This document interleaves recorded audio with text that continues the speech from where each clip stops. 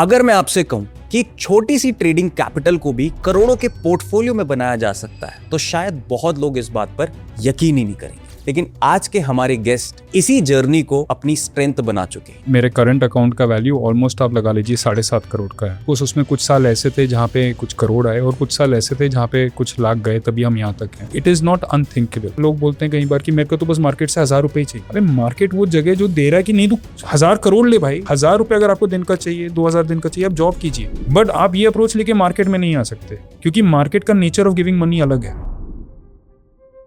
100 रुपए का ऑप्शन 200 रुपए लिया, बंदा चौड़ में घूमता है। सही में वो बेसिकली वो बॉस ने क्या बोला है। बड़े लोगों को लगता है अरे वाह ये 3 लाख दिखा रहा है तो बहुत बड़ा। अरे ये पेंटिंग है। क्या समझोगे? अभी मैं क्या बताऊं तुम्हें कि क्या पापड़ बेलने पड़े। फ्यूचर्स ट्रेडिंग, मोमेंटम स्टॉक्स और प्रैक्टिकल रिस्क मैनेजमेंट में इनका एक्सपीरियंस उन ट्रेडर्स के लिए बहुत वैल्यूएबल है जिन्हें छोटी कैपिटल से शुरुआत करके एक शानदार लाइफस्टाइल बनानी है। अगर आप राकेश झुनझुनवाला के पोर्टफोलियो से लुपिन या टाइटन हटा देंगे तो बहुत ऑर्डिनरी पोर्टफोलियो है। अगर आप वॉरेन बुफे के पोर्टफोलियो से कोका कोला हटा देंगे तो कुछ भी नहीं। 90% of your careers earnings are going to come from 10% of your trades. इस पॉडकास्ट में हम बात करेंगे कि छोटी कैपिटल के साथ शुरुआत कैसे करें, प्रॉफिट्स को प्रैक्टिकली कैसे बुक करें, रिस्क को कैसे कंट्रोल करें और मार्केट में सर्वाइव करते हुए कैपिटल को सिस्टमैटिकली कैसे ग्रो किया जाता है। और अगर आपने सब कुछ करके भी देख लिया है और अब आप किस्मत या फेट को दोष दे देते हो तो हम डिस्कस करेंगे क्या एस्ट्रोलॉजी आपके फेट को डिसाइड कर सकता है एक प्रॉफिटेबल ट्रेडर बनने के लिए। उस पर हम एक रैंडम डिस्कशन नहीं बल्कि एक लॉजिकल डिस्कशन करने वाले हैं कि जिसकी कुंडली में बहुत सारे धन योग हैं उसी की कुंडली में बहुत सारे दरिद्रता योग भी। कोई ऐसा बंदा है जैसे Virat Kohli, Mike Tyson, Cristiano Ronaldo, बंदा आपके सामने खड़ा हो जाएगा, आपको लगेगा ये मूर्ति है, मतलब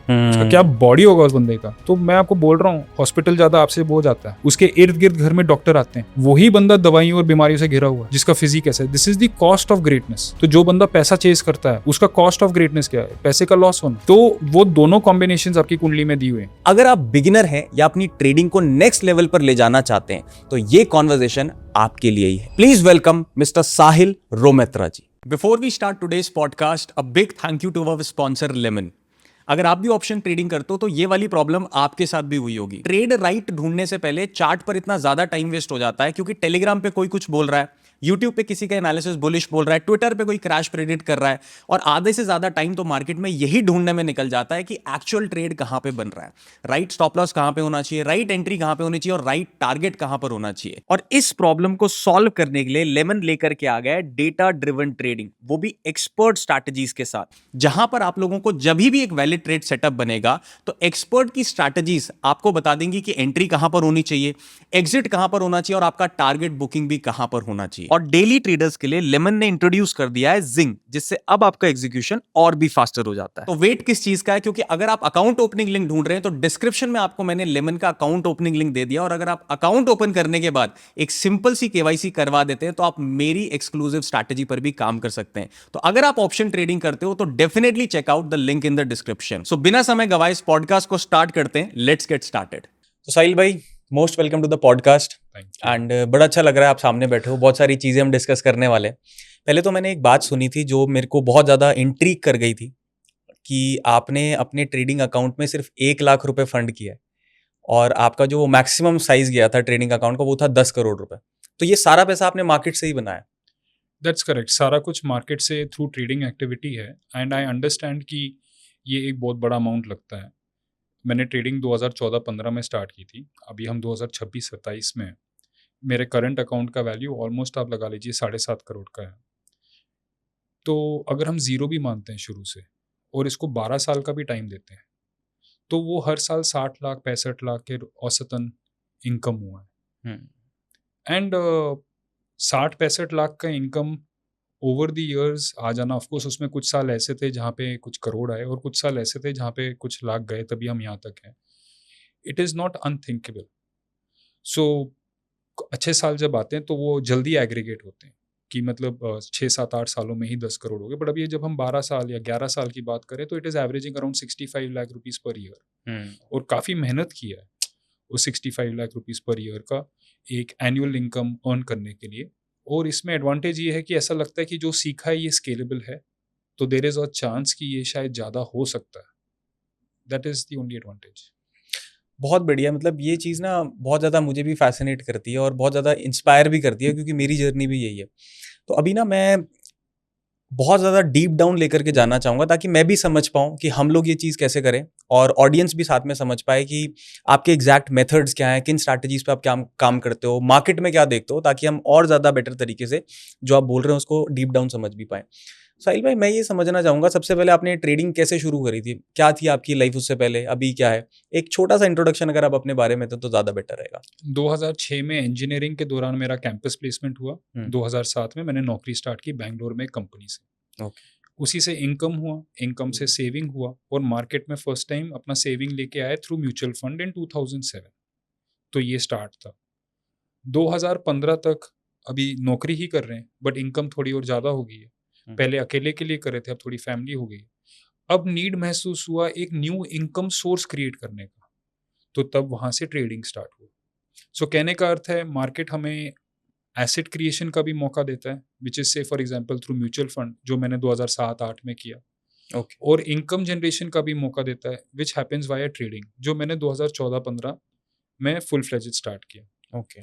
बट कॉन्फिडेंस कि मैं इसे फुल टाइम कर सकता हूँ, कि मैं हुँ। अपना अभी जॉब छोड़ सकता हूँ और इसी इंडस्ट्री पे रह सकता हूँ, ये मुझे 2017-18 तक आया। और एक्शन लेके अपना जॉब छोड़ने का प्लान बनाना, अपना कंपनी रजिस्टर करना, अपने आप को सेबी रजिस्टर्ड बनाना, इसको करते-करते मुझे 2019-20 तक का टाइम लग गया। और जब सब चीज़ें इन प्लेस हो गई, फिर मैंने अपना जॉब छोड़ दिया और अभी फुल टाइम ट्रेडिंग और उसके रिलेटेड और अलाइड वर्टिकल से जुड़े। ग्रेट। जब हम बोलते हैं कि आप ट्रेडिंग करते हो, तो आप एग्ज़ैक्टली क्या ट्रेड करते हो? मतलब मैंने देखा है लोग फ्यूचर एंड ऑप्शंस हैं, कोई स्टॉक्स में ही कर रहा है सिर्फ़, कोई किसी पर्टिकुलर एसेट को पकड़ करके चल रहा है। आपका ट्रेडिंग स्टाइल क्या है? 2015 से लेके 17 तक ऑप्शंस थे, हुँ। फिर उसके बाद से फ्यूचर्स हुए।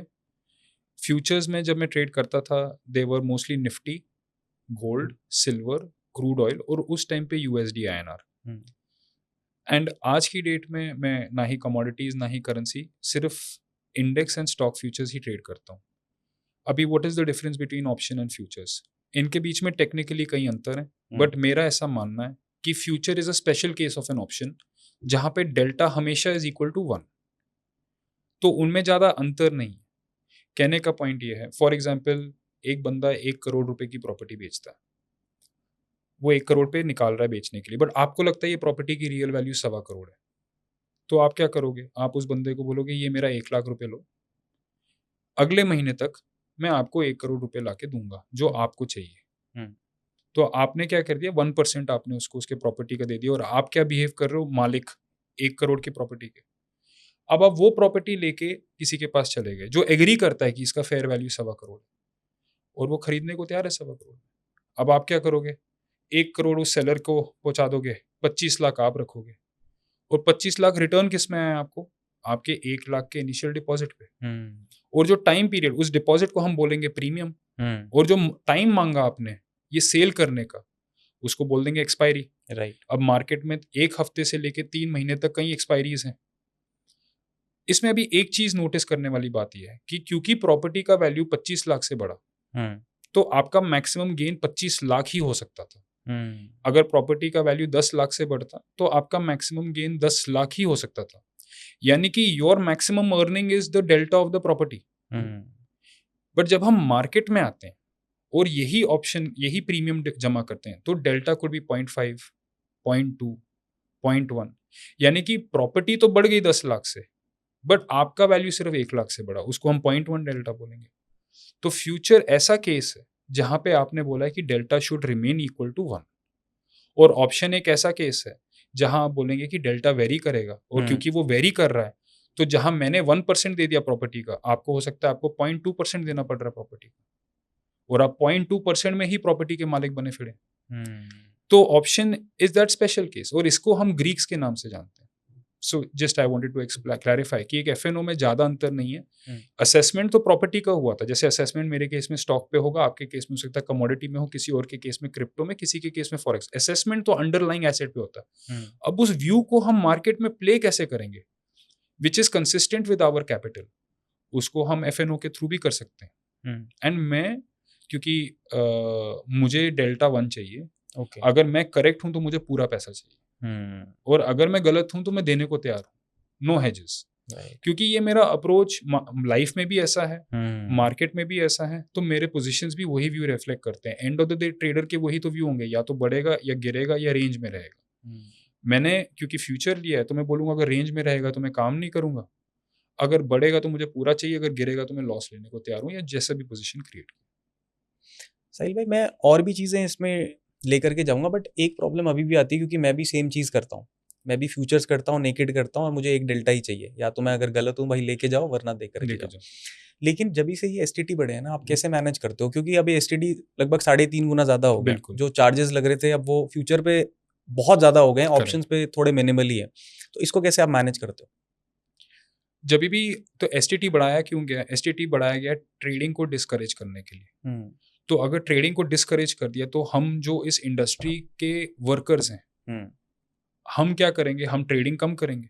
ट्रेडिंग कम करने के क्या तरीके हैं? एक तरीका हो गया कि आप अपने लॉन्ग या शॉर्ट सिस्टम में से कोई एक सिस्टम डिस्कार्ड कर दो, कि मैं ये करूंगा ही नहीं, कि मार्केट जब भी सेल होगा तो मैं उसके राइज को सेल नहीं करूंगा। ओके। बट मार्केट अगर बाय होगा तो मैं इसके डिप को बाय करूंगा। तो आपका ट्रेडिंग फ्रीक्वेंसी ड्रॉप हो गया क्योंकि आपने एक पूरा साइड ही छोड़ दिया करना। दूसरा हो गया, आप अपना टाइम फ्रेम बढ़ा दो, कि जो काम आप पहले 1 घंटे में करते थे अब आप उसको डेली में कर रहे हैं, जो डेली में करते थे वो वीकली में कर रहे हैं। दोनों केसेस में आपको स्टॉप लॉस तो लगाना ही है, बट जो बंदा वीकली चार्ट देख के वो प्लानिंग कर रहा है एज कंपेयर टू जो आवरली देख के कर रहा है, उनके स्टॉप लॉसेज में अंतर आएगा। वीकली वाला पिवटल लो होगा 500-1000 पॉइंट दूर, आवरली पिवटल लो होगा 100-150-200 पॉइंट दूर। तो जब ट्रेडिंग का कॉस्ट इतना बढ़ गया है तो ऑब्वियसली आप अपना टाइम फ्रेम बढ़ाएंगे, और अगर आप अपना टाइम फ्रेम बढ़ाएंगे आपका एसएल बढ़ेगा। एसएल बढ़ेगा तो क्वांटिटी कम होगा क्योंकि रिस्क तो सेम ही रहेगा, और अगर एसएल बढ़ेगा तो टारगेट भी दूर होगा, तो ट्रेडिंग फ्रीक्वेंसी आपका स्लो हो जाएगा। So every time the government increases the STT, it becomes our job to reduce our trading frequency, नहीं तो आप बस्ट हो जाएंगे सेम काम करके। So this is the impact. और जब गवर्नमेंट को कभी लगेगा कि भाई एसटीटी बहुत ज़्यादा हो गया, इंडस्ट्री सफ़र कर रहा है, जो कि हो रहा है, इंडस्ट्री सफ़र कर रहा है, और अगर उन्होंने एसटीटी को सिर्फ इतना बोल दिया हम आगे से नहीं बढ़ाएंगे, या उसको कम कर दिया, आपको दिख जाएगा कि जितने प्रोफेशनल ट्रेडर्स हैं जिन्होंने डेली चार्ट्स में कोई एक एल्गोरिदम डिप्लॉय किया था, अब उसी को ट्वीक करके आवरली में करना स्टार्ट कर देंगे, क्योंकि प्रॉफिटेबल होना स्टार्ट हो गया। So increased cost means reducing trading frequency, reducing trading frequency by reducing size, मतलब या direction, and increasing time frame. आपको टाइम फ्रेम बढ़ाना पड़ेगा। तो साहिल भाई, ये तो हो गई बड़ी बातचीत कि हम कर रहे हैं फ्यूचर्स की बात, जिसपे कोई भी हमें लेवरेज नहीं मिलती है, 2 लाख रुपए देना ही पड़ेगा पर लॉट। ठीक है। बहुत सारे लोग हमें ऐसे भी देख रहे होंगे जिनके पास उतना कैपिटल ही नहीं है। तो पहले तो आप मुझे ये बताओ कि एक एडिक्वेट कैपिटल कितना होना चाहिए? जैसे आपने अपनी जर्नी में 1 लाख रुपए से इतना बड़ा अकाउंट ग्रो किया, क्या वो चीज़ आज पॉसिबल है किसी इंसान के लिए? अगर है तो फिर मैं नेक्स्ट क्वेश्चन फ्रेज करूंगा, बट पहले आप इसको क्लैरिफाई कीजिए। आज पॉसिबल शायद वैसे नहीं है जैसे मैंने किया था। वाई? देखिए, जब मैं मार्केट में आया था तब निफ्टी का लॉट साइज था 25 का, मार्केट का वैल्यू था 8000 का। 25 इंटू 8000 कर लो, 2 लाख। 2 लाख का कॉन्ट्रैक्ट वैल्यू था। अभी 2 लाख के कॉन्ट्रैक्ट वैल्यू पे मैं 2-3% का एसएल रखता हूँ, तो वो आ जाएगा 4-5 हजार रुपए। 4-5 हजार रुपए का एसएल लेने के लिए मुझे जब एक लॉट फ्यूचर उठाता हूँ तो मुझे 10,000 रुपए का मार्जिन लगता है। कहने का पॉइंट ये है, 2 लाख के कॉन्ट्रैक्ट वैल्यू को मुझे 10,000 रुपए से लेके 15,000 रुपए होने चाहिए थे। ओके। तो मेरे पास थे, तो मैं कर सकता था। बट आज की रेट क्या है? मार्केट है ऑलमोस्ट 25,000 का, लॉट साइज है 65 का। 25,000 इंटू 65 कर दोगे तो वो हो जाएगा ऑलमोस्ट 18 लाख के करीब, और आपको चाहिए 2.5-3 लाख। तो अभी 1 लाख पे आप फ्यूचर ही नहीं उठा सकते। राइट। तो ऑब्वियसली जब आप वो इंस्ट्रूमेंट ही नहीं कर सकते, अगर आप फ्यूचर नहीं उठा सकते तो आप ऑप्शन राइट भी नहीं कर सकते। तो जब आप वो इंस्ट्रूमेंट ही ट्रेड नहीं कर सकते तो वो जर्नी पॉसिबल ही कैसे है?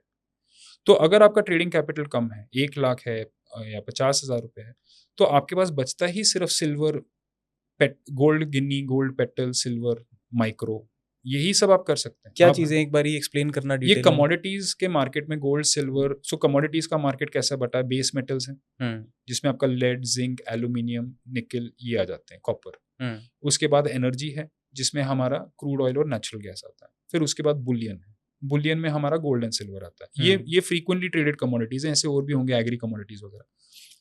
अब एनर्जी में जहाँ पे क्रूड ऑयल और नेचुरल गैस है वहाँ पे क्रूड ऑयल पे ज़्यादा ट्रेड होता है। बुलियन में, गोल्ड एंड सिल्वर में दोनों ट्रेड होते हैं। और बेस मेटल में आई वुड थिंक एल्यूमिनियम और कॉपर में काफ़ी ट्रेडिंग होती है। तो नेचुरली इनके ही कुछ लॉट्स भी हैं। तो सिल्वर का एक स्टैंडर्ड लॉट है जिसमें 30 किलो का सिल्वर है, वैसे ही सिल्वर का एक माइक्रो लॉट होगा जिसमें एक कम क्वांटिटी का सिल्वर होगा। Okay. So similarly crude oil है, उसका 100 बैरल्स है, क्रूड मिनी होगा तो 10 बैरल्स होगा, गोल्ड है तो उसमें 1 किलो का गोल्ड है, फिर उसके बाद गोल्ड मिनी आएगा, फिर गोल्ड गिनी आएगा, गोल्ड पेटल आएगा। तो जो छोटा ट्रेडर होगा वो तो ऑब्वियसली गोल्ड पेटल, गोल्ड गिनी, गोल्ड मिनी के रेंज में ही काम करेगा। एनएससी एफओ में अभी 1 लाख रुपए से आप फ्यूचर का लॉट नहीं उठा सकते, तो आप वो जर्नी ही स्टार्ट नहीं कर सकते। यानी कि अगर किसी पे कम पैसा है तो वो कमोडिटीज कर सकता है, बट एनएससी पे जो निफ्टी और बैंक निफ्टी है वो बहुत ज्यादा मुश्किल हो जाएगा। बहुत ज़्यादा मुश्किल हो जाएगा। फिर आप ऑप्शन करेंगे तो आपको डीप ओटीएम जाना पड़ेगा। तो आपने बोला निफ्टी बढ़ेगा, निफ्टी बढ़ता भी है, बट आपको कुछ भी नहीं आता क्योंकि वो इतना कम डेल्टा है कि आपको कुछ मिला नहीं, और आपका एसटीटी वगैरह का तो खर्चा है ही 5, 7, 8 पॉइंट जो भी जाने हैं।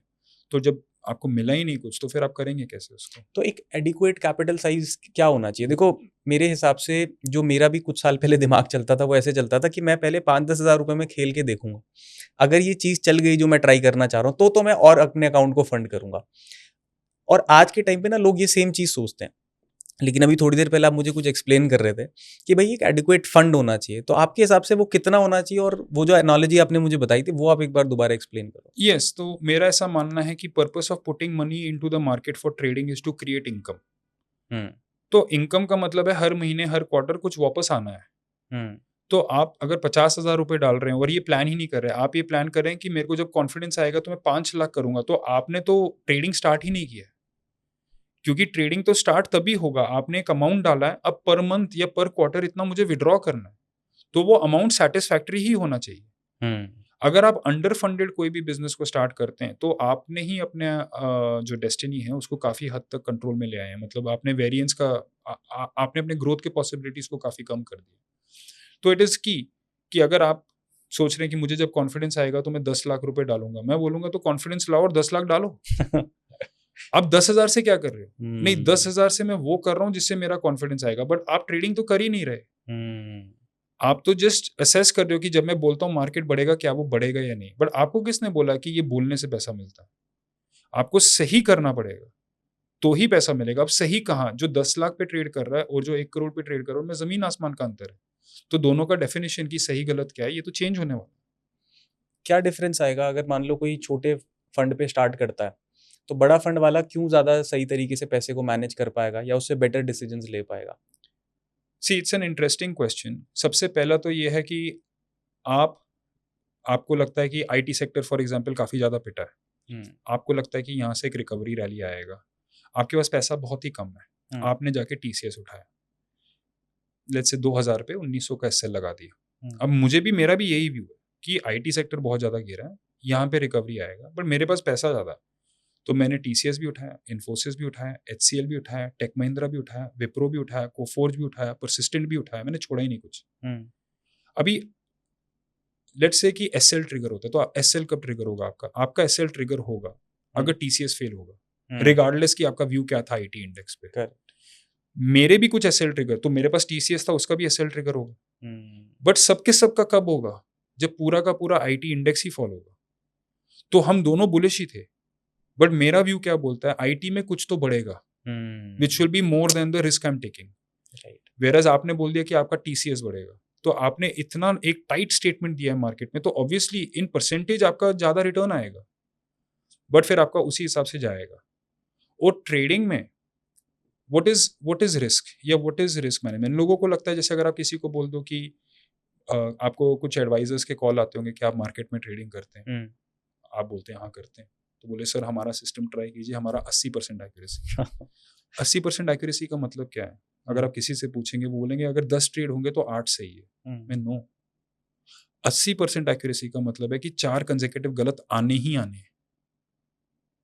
अगर आप मेरे से पूछे सर आपका कितना एक्यूरेसी, मैं बोलूँ लेट्स से 50% एक्यूरेसी, तो 50% एक्यूरेसी का मतलब क्या है कि 10 कंसेक्यूटिव गलत आने ही आने हैं।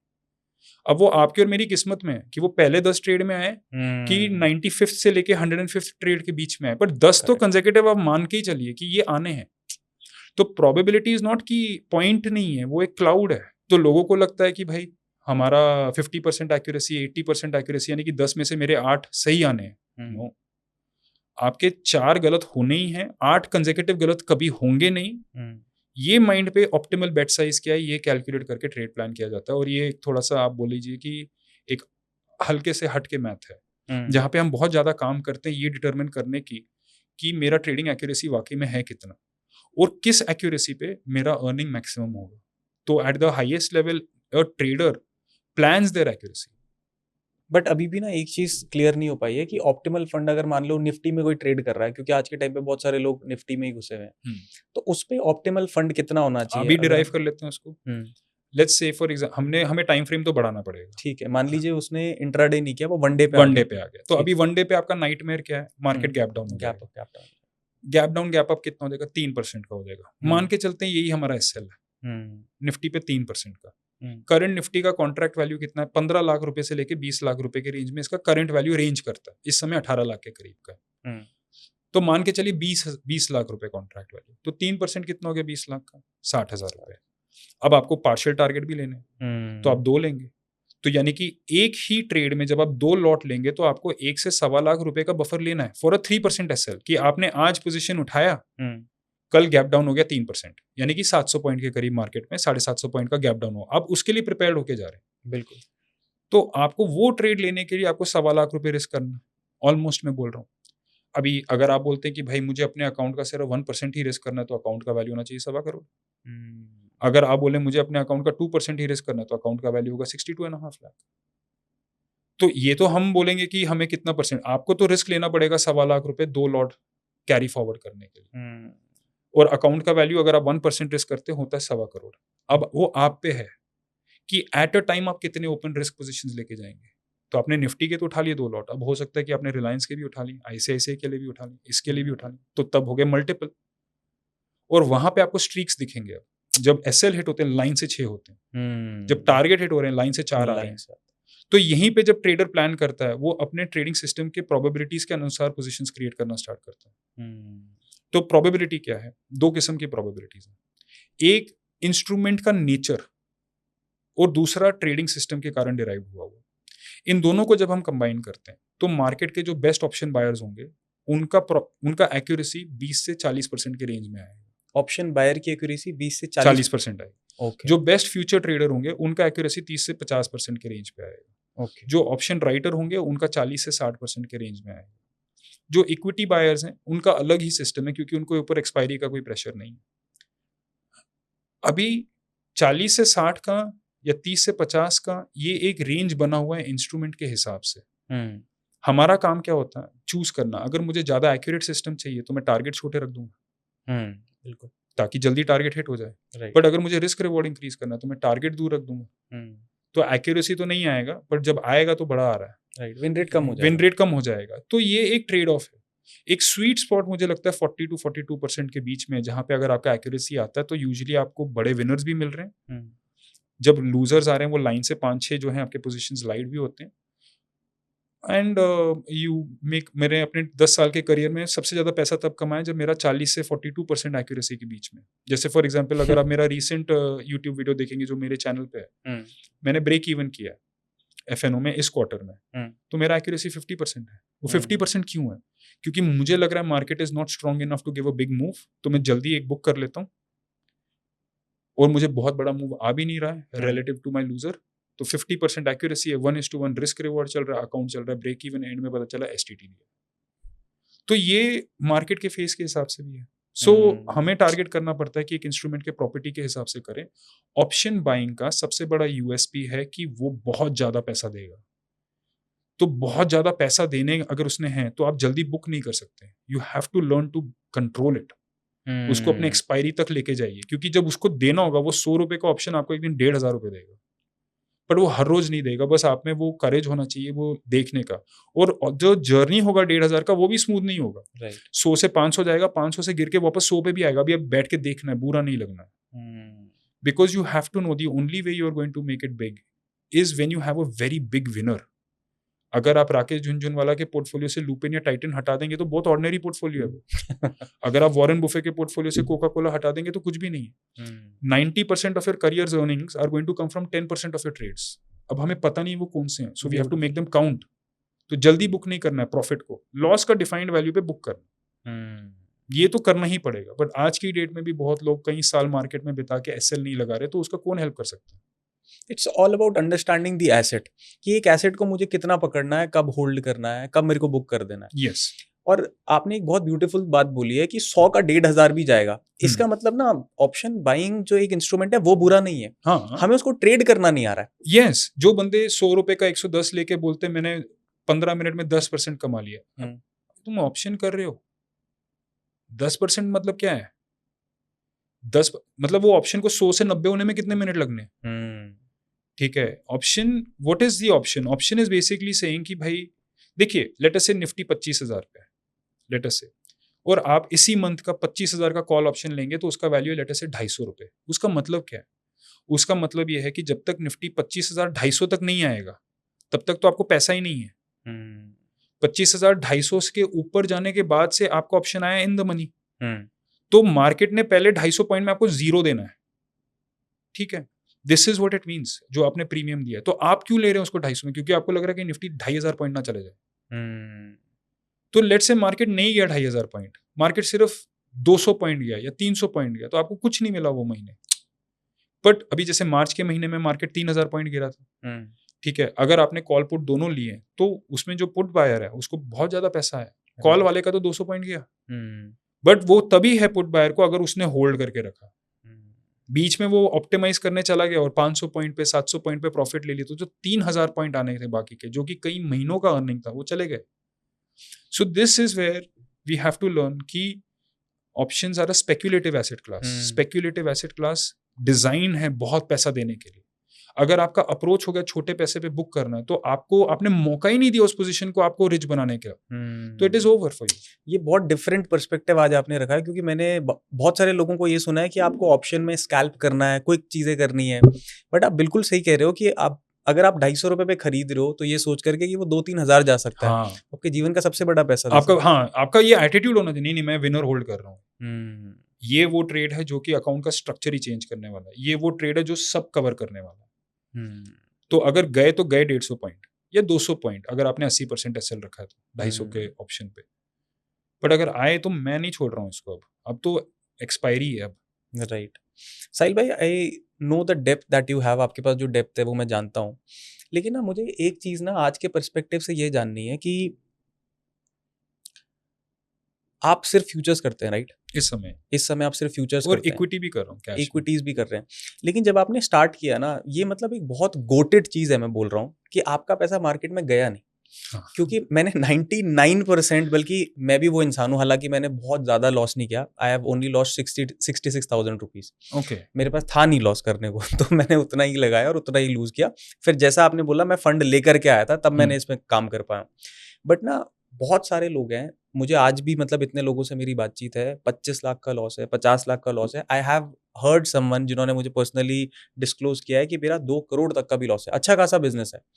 बट ना आपके पास ना ऐसा क्या था जो आपने फाइंड आउट किया कि आपका मार्केट में पैसा नीचे की तरफ नहीं गया, सिर्फ ऊपर की तरफ था? क्या वो देखो बिगिनर्स लक लगा, या आपके पास कोई एक ऐसा सिस्टम आपने डेवलप कर लिया था? और अगर वो कोई सिस्टम आपने अपने डेवलप किया तो उसके कोर फ्रेमवर्क को आप स्टेप बाय स्टेप एक बार ब्रेक डाउन करके बताइए। तो सिस्टम के कोर फ्रेमवर्क को हम डिफाइन करेंगे, that has nothing to do with what I learned in 2015-16। Okay, so first of all मेरे पास बिगनर्स लक नहीं था, मेरे पास बिगनर्स अनलक था, बैड लक था, बिल्कुल ऑपोजिट था। मेरा 1 लाख रुपए का अकाउंट गिरते गिरते आया 10,000 पे, एक्चुअली 8,500 पे। और मैंने स्टार्ट किया था मई 2015 में ट्रेडिंग करना, और ये मैं बात कर रहा हूँ दिसंबर 2015 की, कि 1 लाख रुपए का अकाउंट है, 10,000, 7,500, 8,000 इस रेंज पे ट्रेड कर 6 महीने के बाद। हाँ, 6 महीने के अंदर। और इनफैक्ट मार्केट में कहावत भी है 90-90-90। इसका मतलब ये है कि 90% of all FNO traders will lose 90% of their capital in their first 90 trade sessions. तो मैंने भी जब 90% अपना कैपिटल गवाया था, तो मैं उस रूल के तहत ही कहीं घूम रहा हूँ। तो 1 लाख का 10,000 बना हुआ है, राउंड फिगर बात करते हैं। अब मेरा व्यू बन गया सेल का, दिसंबर एंड में मेरा व्यू बन गया सेल का, तो सेल को कैसे करेंगे? पुट बाय करेंगे। उस समय निफ्टी चल रहा है 8,000 पे, तो पुट कौन सा बाय कर पाएंगे? 7,800 का जो पैसा है, 7,900 का स्लाइटली ओटीएम पुट बाय करना स्टार्ट कर दिया। अभी मेरी किस्मत कि मैंने जनवरी सीरीज का पुट लिया, अगले दिन कुछ बैड न्यूज आया चाइना में, तो मार्केट एक 200-300 पॉइंट गिरा, फिर मार्केट रिकवर होने लगा, फिर और 200-300 पॉइंट गिरा, और करते करते मार्केट 1000 पॉइंट गिर गया। 1000 पॉइंट? हाँ, 8000 के बेस से ओह। 1000 पॉइंट गिर गया, 12.5% मार्केट करेक्ट हो गया उसी में। और मार्केट 1000 पॉइंट गिर गया तो मैंने क्या किया, मैंने पुट छोड़े ही नहीं, ओहो। तो मेरे को सारे मिल गए वापस, और वही 10,000 का अकाउंट सीधा बन गया 1.25 लाख रुपए। अब मेरे माइंड में चल रहा है कि मैंने तो बस ये बोला था गिरेगा, मुझे क्या पता था 1000 गिरेगा। ठीक है, इसको बस एंड तक रखा, मेरा कोई ट्रेडिंग कॉस्ट नहीं, कोई कुछ नहीं।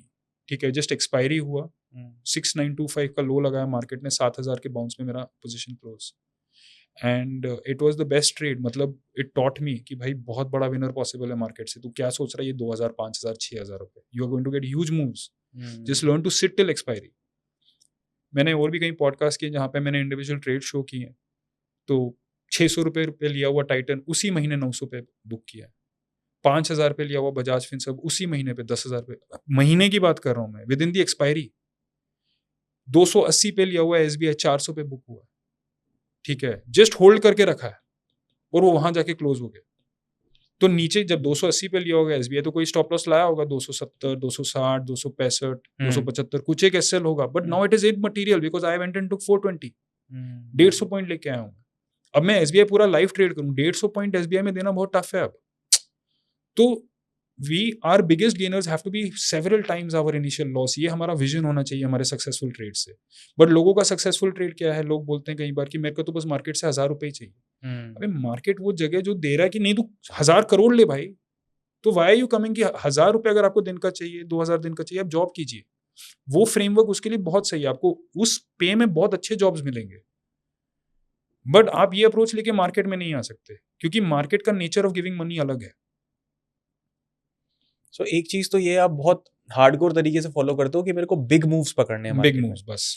बट आप ना ये बिग मूव्स आइडेंटिफाई कैसे करते हो पहले? हाँ, तो अभी इसमें हम सिस्टम की बात करेंगे, और सिस्टम ओवरऑल बहुत सारे चेंजेस आए हैं। ओके। मेरा सबसे पहला सिस्टम था stop and reverse. Stop and reverse? Stop and reverse. तो जब मैं सिर्फ इंडेक्स करता था, क्रूड ऑयल करता था, तो मैं स्टॉप एंड रिवर्स करता था, और इसका लॉजिक बहुत ही प्लेन सिंपल मेथड था। तो जब मैं Nifty, crude oil, gold, silver पे कर रहा हूँ, तो मैं बोल रहा हूँ या तो ये बढ़ेंगे या घटेंगे। स्टॉप एंड रिवर्स हो गया ना, या तो ये बढ़ेंगे या घटेंगे। तो पैसा कब जाएगा, अगर नाइदर हुआ, कि वो रेंज में चला गया। ठीक है, फिर मैंने ये जब Nifty, crude oil, gold, silver पे किया और USD INR पे, अब मैं बोल रहा हूँ इन पांचों में से कोई तो एक या तो बढ़ेगा या घटेगा। ओके। और वो बहुत ज्यादा चेंज होगा, एंड वैसा होता था। जिस महीने निफ्टी फ्लैट हो जाता था, क्रूड ऑयल पता नहीं भागे ही जा रहा है। जिस महीने क्रूड ऑयल ने निफ्टी फ्लैट हो गई, पता नहीं गोल्ड ने स्पीड पकड़ लिया हुआ, फिर गोल्ड फ्लैट हुआ तो कुछ और भाग रहे। तो स्टॉप एंड रिवर्स को मैंने किया कैसे, मैंने बस 2 मूविंग एवरेजेस लगाए, 5 पीरियड हाई EMA ऊपर, 5 पीरियड लो EMA नीचे। और रूल 5 पीरियड हाई EMA? हाँ, यानी कि हफ्ते भर का ट्रेडिंग। ओके। डेली चार्ट पे। ओके। रूल बहुत ही सिंपल, अगर मार्केट ने 5 पीरियड हाई EMA के ऊपर क्लोज दिया, तो मैं उस सिक्योरिटी को कभी भी शॉर्ट नहीं करूंगा, और अगर मेरे पास शॉर्ट पोजीशन होगा वो वहां पे बुक आउट होगा ही, लॉस पे होगा ही। ओके। और जब भी मैं लॉस बुक करूंगा या जब भी मैं शॉर्ट पोजीशन क्लोज करूंगा, तब मैं लॉन्ग जाऊंगा। तो अब जब मार्केट 5 EMA के ऊपर क्लोज हो गया, हाई के ऊपर, 5 पीरियड हाई के ऊपर, यानी कि मैं बोल रहा हूँ पूरे पिछले हफ्ते के हाई के ऊपर क्लोज हुआ है market, I can not sell this market, तो मैं लॉन्ग हो जाता था। तो SL क्या होगा, 5 पीरियड लो के नीचे। ओके। तो अगर मार्केट चॉपी बन गया तो बहुत सारे SLs ट्रिगर होते थे। एक ही महीने में 4-5 SLs, 6 SLs ट्रिगर हो रहे हैं। तो निफ्टी ने कर दिया, बट क्रूड अगर 5 पीरियड हाई के ऊपर क्लोज हो गया तो वो भागे ही जा रहा है अब, तो क्रूड से पैसा आ गया। तो बेट क्या है, बेट ये है कि सिक्योरिटी मूव करेगा, इन पांचों में से कोई ना कोई तो मूव करेगा। और सबसे ज्यादा पैसा कब आया, जब पांचों के पांचों मूव हो गए, तब सबसे ज्यादा पैसा। सबसे ज्यादा कब गवाया, अगर पांचों के पांचों रेंज में, और ऐसा बहुत कम होता था। अनकोरिलेटेड सिक्योरिटी साइमल्टेनियसली रेंज में घुस जाए, ये बहुत कम होता है। तो this is a simple stop and reverse technique. अब मैं लोगों से उल्टा करता था, कई बार लोग बोलिंगर बैंड के टॉप पे सेल कर देते हैं, मैं नहीं करता वो। अच्छा। वो बैंड के ऊपर एंड में पहुंचा ना, तो मैं शॉर्ट तो कभी नहीं करने वाला, क्योंकि मेरा ऐसा मानना है कि वो गलती से नहीं जाता है कुछ भी ऊपर। और जो चीज ऊपर गया है उसका रियल पैसा ब्रेकआउट पे ही आना है। तो बहुत जन बैठे हैं, यानी कि उसके ब्रेकआउट का प्रोबेबिलिटी कम है, बट मूव बहुत ज्यादा का दे सकता है। तो I will always chase the low probability high risk reward setup. Beautiful. तो मैं हमेशा वही चेज करता था। तो जहां पे लोग रेंज के हाई पे सेल क्यों करते हैं? क्योंकि ज्यादातर वो वहां से करेक्ट होता है, बट वो कहाँ तक जाएगा? रेंज के लो तक ही तो जाएगा ना। करेक्ट। बट वो मेरा टारगेट ही नहीं है, मेरा है उस रेंज के कई गुना। तो वो तो अगर वो रेंज एक्सपैंड होगा तभी होगा, तो अगर वो ऊपर है तो एक्सपेंशन ऊपर की तरफ चाहिए। So this was a stop and reverse setup, जो कि मैकेनिकल सेटअप था, जिसको मैं बहुत ही डिसिप्लिन से करता था। और उसके चैलेंजेस भी आते हैं, कभी कभी ओपनिंग गैप डाउन होगा तो इतना नीचे होगा कि आपके एसएल के नीचे, तो यहाँ सेल करे नहीं करे। तो ओवर द ईयर जो बिहेवियर ऑप्टिमाइज हुआ वो इन्हीं चीजों को टैकल करने के लिए। राइट। आज की डेट में मैं ये नहीं करता हूँ। आज की डेट में मैं एक सिस्टम फॉलो करता हूँ NSE-FO ट्रेड करने का। तो उसमें मैंने क्या व्यू बना रखा है? स्टेप 1, सबसे बड़े टाइम फ्रेम पे मैं ट्रेंड असेस करूंगा। सबसे बड़े टाइम सबसे बड़े टाइम फ्रेम पे। तो Okay. लेट अस से कि मैं मंथली में बोलता हूँ कि भाई मेरे को ट्रेंड असेस करना है। ओके। और अभी आप कोई भी चार्ट लगाइए, एक साइड पे आप SBI लगा दीजिए जो कि 1000-1200 का हाई लगा रहा है, और उसका क्रिटिकल हाई अगर आप SBI का देखेंगे तो 350 के करीब का होगा कहीं पहले। तो SBI जो है पिछले कुछ सालों में काफी परसेंटेज ऊपर उठा है। तो ये हो गया SBI का 350-400 से जब उसने ब्रेकआउट दिया तो अभी तक 1000-1200 के रेंज में घूम रहा है।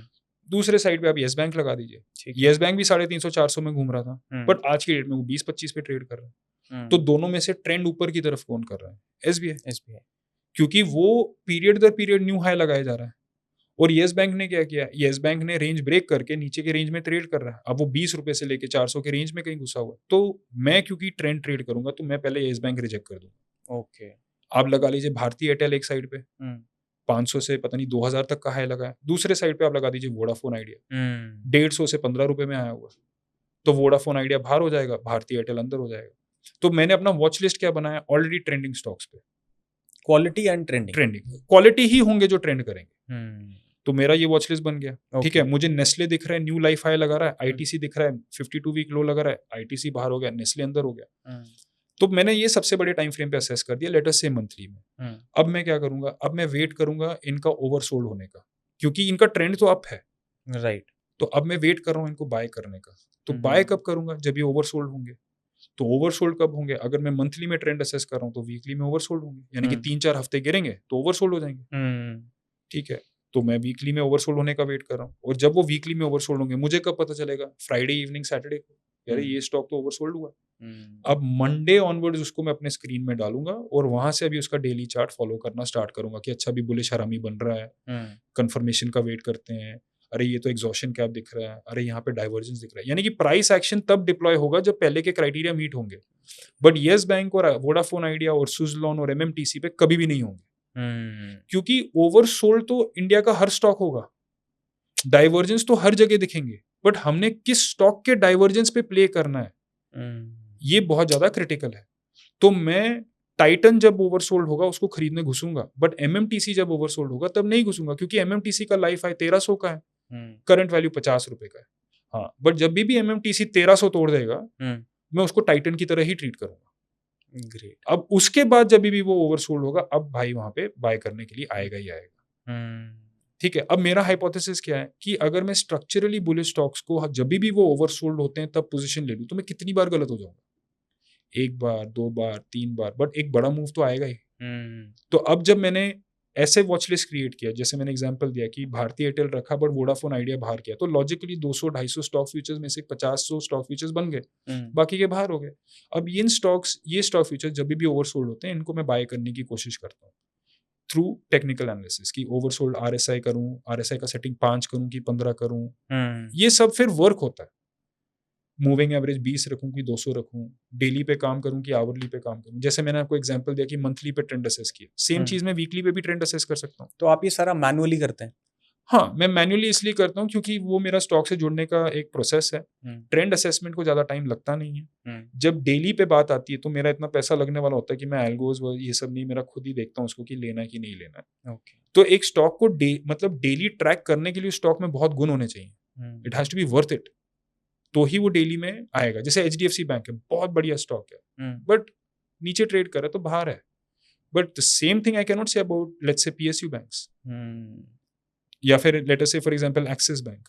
अगर ये न्यू हाइज लगा रहे हैं तो HDFC बैंक को मैं देखूंगा भी नहीं। HDFC बैंक भी ओवरसोल्ड होगा, एक्सिस बैंक भी ओवरसोल्ड होगा, बट HDFC बैंक के ओवरसोल्ड पे मैं ट्रेड नहीं लूंगा, एक्सिस के ओवरसोल्ड पे मैं ट्रेड लूंगा। मारुति ओवरसोल्ड होगा मैं बाय करूंगा, टाटा मोटर्स ओवरसोल्ड होगा नहीं करूंगा। This is just the distinction. अब ये बनाया जाता है, फिर उसके बाद हम वेट करते हैं ओवरसोल्ड हो जाओ। जब मैं पूरा मार्केट ट्रैक करूँ, कभी ना कभी कुछ ना कुछ ओवरसोल्ड हो जाएगा। फिर जब वो ओवरसोल्ड हो जाएगा तो कभी ना कभी कोई ना कोई एक डेली पे ग्रीन कैंडल भी दे देगा, ब्रेकआउट भी दे देगा। फिर जो वो इनिशियल सार वाला मेथड है ना, 5 दिन के हाई के ऊपर क्लोज हो गया तो मैं बाय करूंगा, तब मैं करूंगा अभी उसको। ग्रेट। यानी कि सेम एंट्री टेक्निक को अब बहुत ज्यादा रिफाइन किया है, वॉच लिस्ट को, ये वो वगैरह। एंड कभी कभी आपको बहुत बड़े विनर्स मिल जाते हैं। बेसिकली ना मतलब एक सिस्टम बनाना पड़ेगा, मतलब ऐसा नहीं होगा आप सुबह उठ के आए और आपने देखा कि भाई ये ऊपर चल रहा है नीचे चल रहा है और मैंने ट्रेड कर लिया। बिकॉज ये आप ना एक उस एक्सपीरियंस से बोल रहे हो कि जिससे पे आपने 7.5 से 10 करोड़ रुपए भी बनाए। ये बहुत गहरी बात है, लेकिन एक चीज मुझे इस पे ये जाननी है कि आपका एग्जिट रूल क्या होगा। फिर इस पे आपने आज ट्रेड ले लिया तो आप उस पर ट्रेलिंग भी करते हैं कि हाँ। बीच में पार्शियल बुकिंग होती है यस। या फिर मैक्सिमम टारगेट्स रहते हैं? देखिए एक्चुअली मेरे केस में सब कुछ फॉर्मूला ड्रिवन है। वो इतना फॉर्मूला ड्रिवन है कि बंदे बोर हो जाएंगे। But let me just clarify, मैं क्योंकि जैसे आपने मेरे को पहले भी बताया था कि ये कंटेंट जो है ये ट्रेडर्स अपने एवोल्यूशन के हिसाब से देखेंगे। जो जिसको मार्केट में 3 महीना हुआ है वो कुछ समझेगा, जब उसको 3 साल हो गए वो कुछ और समझेगा। Right. तो अभी I will try to address जो 3 साल से ऊपर कर रहे हैं। देखिए at the highest level risk management के 2 हिस्से हैं। पहला हिस्सा उन ऑर्डर्स के लिए है जो कि लिमिट ऑर्डर पे लिया जाता है, कि मैं मार्केट में लिमिट ऑर्डर डालूंगा। और दूसरा रिस्क मैनेजमेंट टेक्निक उन लोगों के लिए जिनका कंडीशनल यानी कि बाइंग स्टॉप लॉस ऑर्डर है। करेक्ट है। जो व्यक्ति बाइंग स्टॉप लॉस से ट्रेड क्रिएट कर रहा है उनका रिस्क मैनेजमेंट प्रोटोकॉल बिल्कुल अलग होता है एज कंपेयर टू जो व्यक्ति लिमिट ऑर्डर से ट्रेड करता है। And let us just consider the case of let's say 2007। एक मैं डिफरेंस यहाँ पे क्रिएट कर देता हूँ कि बाइंग स्टॉप जो आप बोल रहे हैं, यानी कि अगर मार्केट एक लेवल के ऊपर ब्रीच कर रहा है तो ही मैं एंटर तो ये एक वो वाली टेक्निक है। लिमिट ऑर्डर यानी कि वो वेट कर रहा है कि मार्केट मेरे लेवल तक आए। बिल्कुल। फॉर एग्जाम्पल एक स्टॉक है 100 रुपए का चल रहा है। अब हमारे पास चॉइस है, आप भी बुलिश हो मैं भी बुलिश हूँ, बट मैंने कंडीशन लगा दिया ये 105 जब जाएगा ना मैं तब खरीदूंगा, तो ये बाई स्टॉप हो गया, ये बाइंग स्टॉप हो गया। आपने कंडीशन नहीं लगाई ये जब 95 आएगा मैं तब खरीदूंगा, ये लिमिट ऑर्डर, ये लिमिट ऑर्डर हो गया। अब दोनों ट्रेडर्स के रिस्क मैनेजमेंट सिस्टम में जमीन आसमान का अंतर है। It is complete night and day now. Right. ये दोनों बिल्कुल अलग चीजें एक्सपीरियंस करने वाले हैं। And now let us consider the case of 2007 2019। ठीक है, अभी इन सिचुएशंस में क्या हो रहा है, 2007 में मार्केट पीक यूफोरिया में है, यानी कि हम कोई भी टाइम फ्रेम पे असेस करेंगे हर स्टॉक हर मार्केट बुलिश है। अभी जिस बंदे ने लिमिट ऑर्डर लगा दिया और उसने 100 स्टॉक्स को लगा दिया, तो 2007 के हाई से जब नीचे आएगा 100 के 100 ट्रेड हुए। और क्योंकि मार्केट ने कोई सपोर्ट नहीं लिया 100 के 100 एसएल साइमल्टेनियसली लगे। वेराज जिस बंदे ने कंडीशनल ऑर्डर लगाया था, जब मार्केट में पहला पुल बैक आया उसके ऑर्डर ही ट्रेड नहीं हुए क्योंकि नीचे तो होगा नहीं कुछ। अब उसने ऊपर का वैल्यू लगा रखा है तो हो सकता है कि 100 में से सिर्फ 20 ही ऊपर पहुंचे, वो 20 ने भी एसएल लगाया। ठीक है, और दूसरा वेव जब सेलिंग का आएगा उसमें इतना वीकनेस होगा कि वो 20 भी नहीं, इस बार सिर्फ 2 ही ऊपर पहुंचे। तो कितने स्टॉक्स क्वालिफाई होते हैं उससे मार्केट का स्ट्रेंथ डिटरमिन होता है कि वो उस लेवल को ब्रीच भी कर पा रहा है या नहीं। बिल्कुल।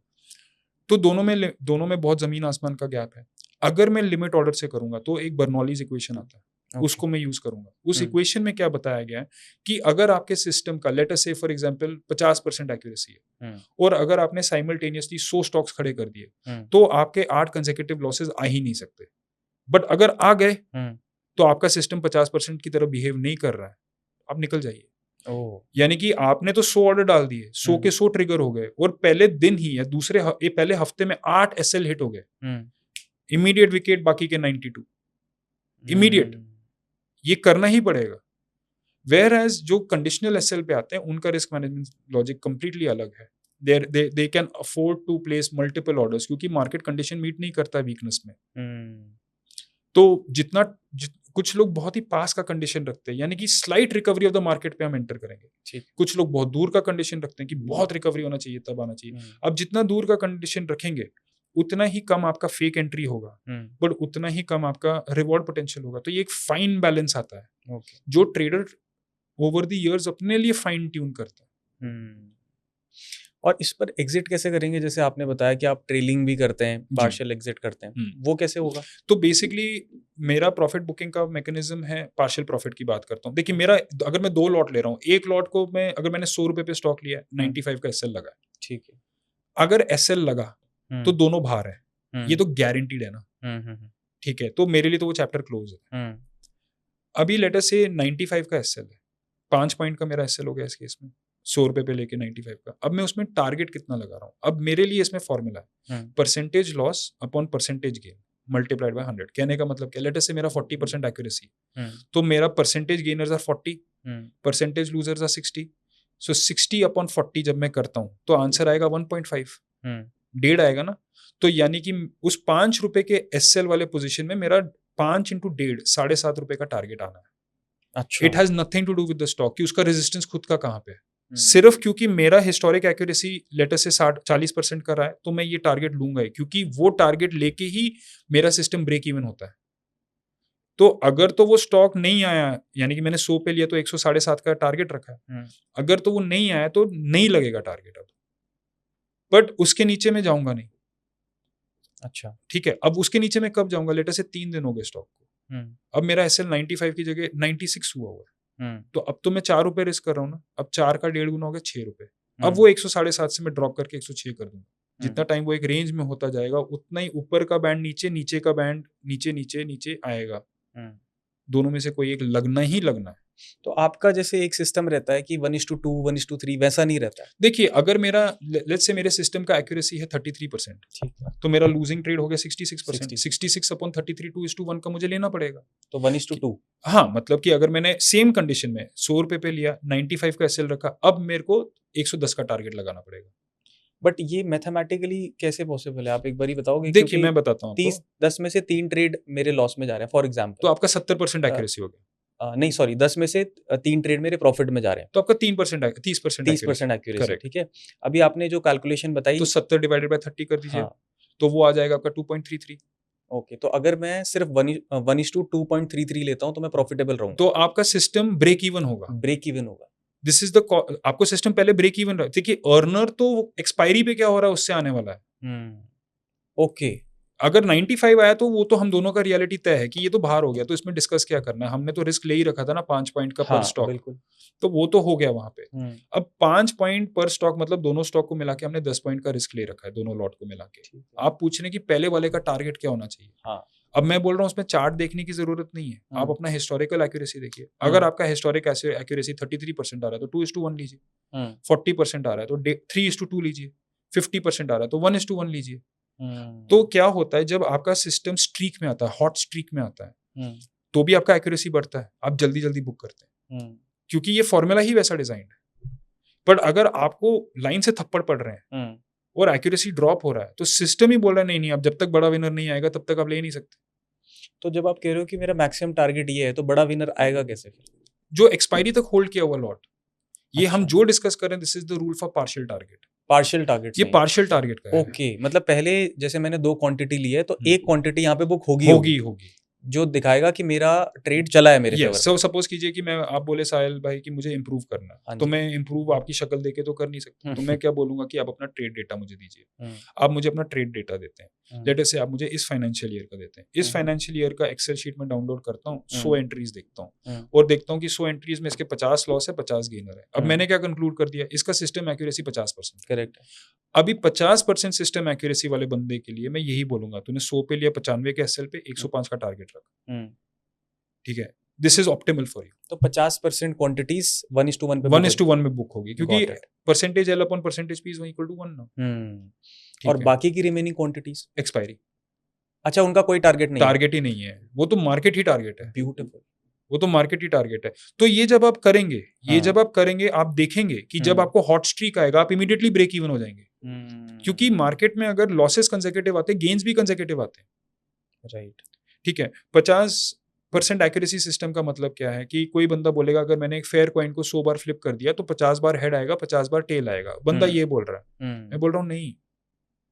50% एक्यूरेसी का मतलब है जब आप कॉइन फ्लिप करेंगे 20 लगातार बार ना ही हेड आएंगे ना ही टेल आएंगे, इट्स इम्पॉसिबल। और अगर 21वां बार हेड आ गया ना तो कॉइन फेयर नहीं है, वो कॉइन फेयर नहीं है, उसमें हेड की तरफ कुछ ज्यादा वेट है। तो इससे हम, तो बिकॉज ये क्यों करना पड़ेगा, ये हमें बाउंड्री कंडीशन क्यों एस्टैब्लिश करना पड़ेगा, क्योंकि नहीं तो हम मिलियन फ्लिप्स करते जाएंगे और फिर पता चलेगा अरे 50 तो था ही नहीं, ये तो फेयर कॉइन ही नहीं था। तो हमें एक बाउंड्री कंडीशन डिफाइन करना पड़ेगा, and much of my work has been around defining this boundary condition. मतलब आपने ना एक बहुत ब्यूटीफुल टैंजेंट ओपन कर दिया यहाँ से कि मैं एक्सपायरी का वेट करूंगा कि मार्केट कितना देगा। बट ना जैसे आप फ्यूचर्स कर रहे हो तो फ्यूचर्स पे 3 महीने आगे की एक्सपायरी आ जाती है, तो हाँ। कैसे डिसाइड करेंगे कि ये वाले मंथ की एक्सपायरी चाहिए नेक्स्ट वाले की या फिर उसके बाद वाले की? Good question. तो मैंने सारे एक्सपेरिमेंट किए ओके, इस पे। तो लेट अस से फॉर एग्जांपल कोई स्टॉक उठा लो लाइक हिताची पावर इंडिया, ठीक है। ठीक है, 32,000 रुपए का स्टॉक है वो। हम्म। तो उसका तो करंट एक्सपायरी में भी इतना लिक्विडिटी नहीं है। तो 3 महीने आगे चले जाओगे तो आपका तो 5-500 का स्प्रेड होगा। लिक्विडिटी क्यों नहीं है? क्योंकि जैसे आपने शुरू में बताया एसटीटी ये है, मार्जिन ये है, ये है, ये, तो फिर लिक्विडिटी कहाँ से आएगा जब लोग ही नहीं है? तो हिताची के लिए जब भी काम होगा वो करंट एक्सपायरी में होगा, ओके। बट भेदभाव कर नहीं सकते। तो अगर हिताची के लिए करंट, या तो हिताची को वॉचलिस्ट से बाहर करो, बट अगर ले आए हो और हिताची पे सिर्फ करंट एक्सपायरी पर ही काम हो सकता है, तो फिर एसबीआई के साथ भी यही होगा। ओह, तो मतलब आपका सिस्टम एक चीज को ही फॉलो करेगा, कोई मतलब ऐसे डायनेमिक चेंजेस नहीं रहेंगे। अगर हिताची सिस्टम में आए तो हिताची को वर्स्ट केस को फॉलो करके सिस्टम बनेगा। तो हिताची चलता ही नहीं। अगर हम जून में हैं, अगर हम जुलाई में हैं और अगस्त का एक्सपायरी ट्रेड ही नहीं हो रहा है, तो फिर हम जब वो रेप्लिकेट नहीं कर पा रहे। नहीं तो आइडियली क्या था? आइडियली था जैसे मैंने आपको बताया, सपोज मैं मंथली में ट्रेंड एनालाइज करूँ, तो आइडियल ये है कि मैं 3 महीने आगे का फ्यूचर, बट अगर मैं डेली में एनालाइज करूँ तो मैं करंट एक्सपायरी पे भी काम कर सकता हूँ। ये आइडियल है, बट जब आगे के कॉन्ट्रैक्ट्स पे लिक्विडिटी नहीं है तो जो आइडियल है वो आप रन कर नहीं सकते। सो ये तो एक्सचेंज का काम है वहां पे लिक्विडिटी लाना। नहीं तो ऐसे स्टॉक्स को लिस्ट ही मत करो जिधर लिक्विडिटी नहीं है, क्योंकि उसमें फंसेगा तो ट्रेडर ही। साहिल भाई, बहुत सारी चीजें डिस्कस करी और मुझे लगता है ना यहाँ तक ये पूरी मास्टर क्लास हो चुकी है हमारी, एक स्ट्रैटेजी के ऊपर हो चुकी है। हमने रिस्क रिवॉर्ड देख लिया है, हमने ये देख लिया है कि बड़े विनर्स कैसे पकड़ने हैं, ऑप्शन बाइंग के अंदर भी कैसे पैसा बन सकता है। एक चीज जो मुझे जाननी है ना कि आप बोलते हैं कि मेरा सिस्टम की एक्यूरेसी इतनी है, but you have back tested it, right? Back test यानी कि अपने सिस्टम को पीछे जाकर के देखना कि कितनी बार चला या नहीं चला है। आपका बैक टेस्टिंग का प्रोसेस क्या है? क्योंकि मैं ये मानता हूँ, मैं पर्सनली इस पे ना मतलब मैं कोरे कागज पे साइन करके भी दे दूंगा कि मेरी जो चीज़ें फ्लिप हुई हैं मेरे लिए वो बैक टेस्ट करके हुई हैं, क्योंकि मुझे दिख गया कि मैं ये कर रहा हूँ, गलत कर रहा हूँ, यहाँ पे मुझे इंप्रूव करना है। बट बैक टेस्टिंग के लिए ना आज के टाइम पे रिटेलर के पास डेटा ही अवेलेबल नहीं है, कितना पीछे चला जाएगा, मैनुअली आप कुछ ना कुछ गलतियां करोगे। बट आपने जो चीज़ें करी है ना, दोज आर वेरी कॉन्क्रीट। तो आप कैसे बैक टेस्टिंग करते हो? क्या आपका प्रोसेस रहता है? फिर आप कैसे उसको सही करते हो? तो इसमें मैं आपको क्लैरिफाई कुछ चीज़ें पहले करता हूँ। फॉर एग्जांपल ऑप्शन बाइंग का जैसे मैंने आपको रेंज दिया 20 से 40%। आप 100 ट्रेड लेना, 20% से नीचे दिखाना मुझे। 100 ट्रेड लेना, हाँ, और 20% से कम का एक्यूरेसी लेके दिखाना मुझे। अच्छा। इतना ईजी नहीं है कि वो 20 से नीचे भी आएगा। ठीक है, इट्स वेरी टफ। मतलब गलत होने की कोशिश करना। गलत तो जानबूझ के गलत हो जाओ आप तो भी नहीं होता है वो उस इंस्ट्रूमेंट का प्रॉपर्टी है। हम एक इंस्ट्रूमेंट की प्रॉपर्टी की बात कर रहे हैं। ऑप्शंस का प्रॉपर्टी है 20 से 25% डिफॉल्ट एक्यूरेसी होना बाइंग में। ओ, जैसे पानी 100 डिग्री पे उबलता है, ये जान के हम चाय बनाते हैं। दिस इंफॉर्मेशन को यूज होके हमारे किचन अप्लायंसेस बने। सही या गलत क्या है उसमें? तो सिमिलरली ऑप्शन बाइंग का प्रॉपर्टी है कि 20 से 30% उसका डिफॉल्ट एक्यूरेसी है। उस प्रॉपर्टी को मैक्सिमाइज कैसे किया जा सके, तो जो हमने परसेंटेज फॉर्मूला डिस्कस किया, अगर 20% की एक्यूरेसी है तो 80% लॉस होगा। 80/20 कर दो, 4:1 आपका टारगेट है। तो अगर आपने ऑप्शन को 100 रुपए पे लिया, 95 का एसएल डाला, तो 120 से पहले आप बुक नहीं कर सकते। आप ये करके तो देखो एक बार। मैं बोल रहा हूं, आप जिस भी तरीके से डायरेक्शन प्रिडिक्ट कर रहे हो, आप चाहे बोल दो कि मार्केट 50 मूविंग एवरेज पे है तो मैं बाय करूंगा, आप बोलो कि वो ओवरसोल्ड हो गया तो मैं करूंगा, आप बोलोगे फलाना कंडीशन मीट हो, वो जो भी मीट हुआ है, आप ये कंडीशन तो एक बार अप्लाई करके देखो, आपका मैथ ही आपके फेवर में आना स्टार्ट हो जाएगा। So this is the point that I would like to make about accuracy. ठीक है। दूसरा, बैक टेस्टिंग मैंने कैसे किया है? मैंने बैक टेस्टिंग मैन्युअली किया है। एक दिन तो मैं निफ्टी के चार्ट को ले जाता था, लेट्स से 15-20 साल पीछे। राइट साइड पे एक कैंडल बना है, पीछे का मुझे दिख रहा है स्क्रीन में। अब मैं अपने आप से सवाल पूछा, भाई क्या करता तू इसमें, लॉन्ग है या शॉर्ट है, और किधर एसएल, पहले ही बोल। फिर मैं एसएल मार्क करता था, एंट्री देखता था कहाँ होता, करता या नहीं करता। फिर अगले दिन बड़े डर डर के कैंडल शिफ्ट करता, अब क्या करता, अब क्या कर, ये प्रोसेस रिपीट किया मैंने, और पता नहीं कितने साल किए हैं ये, और कितने सिक्योरिटीज में किए। अभी भी जब मैं मार्केट में किसी चीज को लेके इफ आई फील कि टफ हो रहा है, मैं वापस ये करना स्टार्ट करता हूँ, अगले दिन क्या हुआ, अगले दिन क्या हुआ, अगले दिन। You are just training your eyes to memorize patterns. You just, बस बॉक्सिंग में एक होता है टेक्निकल स्पारिंग, आप हवा में मुक्के मार रहे हो बस। तो दिस इज हवा में मुक्के मारने वाला काम, कि आप बस विजुअलाइज करो कि अरे मेरे अभी 5 स्लॉट ओपन होते, मेरा ये एसएल होता, अगले दिन क्या होता। तो आप जस्ट वो विजुअलाइज कर करके आगे जा रहे हो। तो ये हो गया बैक टेस्टिंग, मैं मैन्युअली करता। और मैंने उसको कैसे किया, वन सेकेंड, कोई भेदभाव नहीं। जो पैटर्न मंथली में होगा वो पैटर्न 5 मिनट में भी आ सकता है, बस रेशियो उसके अलग हो जाएंगे। जो 5 मिनट में आ सकता है वो वीकली में भी आ सकता है। यानी कि सबसे इजी टाइम फ्रेम चूज किया, उसको धीरे धीरे धीरे धीरे आगे किया। फिर जब वो हो गया, फिर वीकली पे आया, उसको धीरे धीरे धीरे आगे किया, फिर डेली पे आया। फिर उसके बाद आप थक जाते हो, फिर 6 महीने ये नहीं किया, फिर वापस मार्केट में पिटाई हुई, वापस आके किया। This is your technical sparring, ठीक है। ये 1-to-1 हो रहे हो आप मार्केट के साथ, और आप अकेले चार्ट को देख रहे हो, कोई लोग नहीं, कोई कंटेंट रिकॉर्ड नहीं हो रहा, बस आप और आपके थॉट और मार्केट सामने हो रहा है, एक इमेजिनरी पोजीशन, और आप उसको लिव करते हो इमोशनली। अब रही बात तीसरे पॉइंट के, मैनुअल वर्सेस सॉफ्टवेयर। आज की डेट में we have the ability to use software to help us optimize our findings. पहले फाइंडिंग तो हो, मार्केट में सबसे बड़ा फाइंडिंग आपका खुद का इमोशन है, मैं डरा था या नहीं। अगर आप डरे हुए हो तो 5 लॉट ज्यादा हो गए उस थॉट प्रोसेस में, and the math behind it. तो पहले आप फाइंड तो कुछ करो। जब आपने फाइंड कर लिया, अब उधर आ रहा है कि जैसे आपने पूछा 9:15 बजे की 9:35 को, ये जो होता है, ये जो माइक्रो इंप्रूवमेंट्स हैं आप ही के फाइंडिंग्स पे, then there are tools for it. Some are free, some are paid, some are AI driven, some are data driven, some are point script run. अब इसके लिए तो यूजर के पास पूरा मार्केट पड़ा है कि उनको क्या खोजना। But you cannot remove the part कि जहां आप 1-to-1 टाइम स्पेंड नहीं कर रहे मार्केट के साथ। अब वो तो आपको करना ही पड़ेगा। इट्स मच लाइक कि चाहे आपको ओलंपिक बॉक्सर बनना है कि आपको अपने सोसाइटी के टूर्नामेंट को जीतना है, टेक्निकल स्पारिंग तो करना ही पड़ेगा। फिर बंदा यही सोचता है, यार अगर मैं सोसाइटी के लिए इतना ट्रेन करूँ तो चलो ओलंपिक के लिए भी करते हैं। यही हुआ था मेरे साथ कि आप आते हैं मार्केट में कि मेरे को एक इनकम सोर्स क्रिएट करना है, बट आपको लगता है कि भाई दुनिया का बेस्ट भी तो यही कर रहा है, तो क्यों ना दुनिया का बेस्ट ही बनने की कोशिश करें। ये क्या है 5,000 रुपये, हट, let's go for something big, let's make it large. एक जिंदगी देखे, कहीं यहीं से तो नहीं सक्सेस है। तो सक्सेस तो तभी आएगा ना जब पोजीशन फटेगा, और वो फटने में आपके पास होना भी तो चाहिए वो पोजीशन। ठीक है, आपने उसको बुक कर दिया 100 रुपए पे लेके 110 पे, कम ऑन यार, इतना पोटेंशियल किल कर दिया आपने। ठीक है, पोटेंशियल किल कर दिया। एंड जब आप ये बार बार बार बार करते हैं ना, तो एक ना एक दिन आपके हाथ से विनर मिस होना ही होना ही है। There are countless traders who are going to say कि भाई मैं 20 पॉइंट पे बुक करता हूँ क्योंकि मेरे लिए 1000-1500 बहुत ज्यादा है, और इमीडिएटली उनको दिखेगा यार इसको होल्ड किया तो 200 थे। अब काउंटलेस ट्रेडर्स। तो learning how to hold your winners is also a key skill. साहिल भाई, ये सब होने के बाद में जब आप इतनी कैपिटल को स्केल करते हो, लॉसेस देखते हो, प्रॉफिट्स देखते हो, तो माइंडसेट कैसा रहता है और कैसा रहना चाहिए एक ट्रेडर का? तो पहले तो मुझे ऐसा लगता है कि भाई मैं बहुत ही अनसक्सेसफुल हूँ। ठीक है, मुझे ऐसा लगता है कि मेरे को इतना प्रिविलेज मिला लाइफ में। ठीक है, आई हैव हैड ग्रेट, मतलब मेरे पेरेंट्स ग्रेट हैं, फैमिली ग्रेट है। ठीक है, मेरे ऊपर उधारी नहीं है, मार्केट से भी सक्सेस है। अगर अब चौके छक्के नहीं मारे तो क्या किया। तो उसमें ये जो आप 7 करोड़ बोले, व्हाट इज $1 मिलियन यार, what is $1 million, it is peanuts. तो मुझे लगता है कि बहुत होना चाहिए। अब आप 40s पहुंच गए हो, अब आपके लाइफ के पोटेंशियल क्या किया है।